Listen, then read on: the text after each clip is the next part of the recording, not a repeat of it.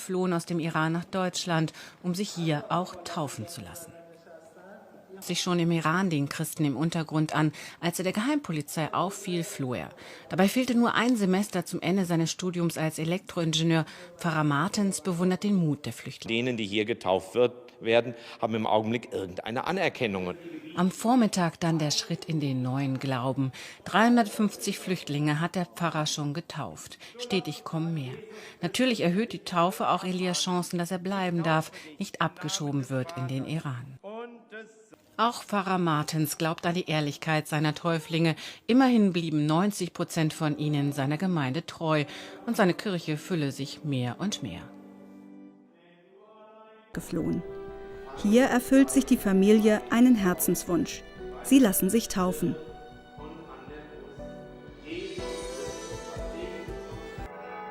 In der Dreieinigkeitskirche in Berlin-Steglitz herrscht reges Treiben. Die Gemeinde von Pfarrer Gottfried Martens ist zum Magnet geworden für Flüchtlinge, die wegen ihres Wechsels zum christlichen Glauben verfolgt wurden. Rund 850 Mitglieder hat die Kirche heute, davon 600 Flüchtlinge aus Afghanistan und dem Iran. 2006 sah das noch ganz anders aus. Zum Beispiel wollten wir diese Kirche nach 2006 abreißen. Wir haben mehrere Versuche unternommen, diese Kirche hier abzureißen, weil wir gesagt haben, so eine große Kirche für die paar Leute, die hier sind, so baufällig, hat keinen Zweck. Und immer wieder wurden uns Knüppel zwischen die Beine geworfen, im letzten Augenblick. Wir wissen natürlich mittlerweile, wo diese Knüppel herkamen. Mittlerweile würden wir uns natürlich an den Kopf packen, wenn wir das gemacht hätten, was wir ursprünglich mal vorhatten, hier eine kleine Kirche hinzusetzen. Da erlebt man schon sehr, sehr handgreiflich Führungen Gottes.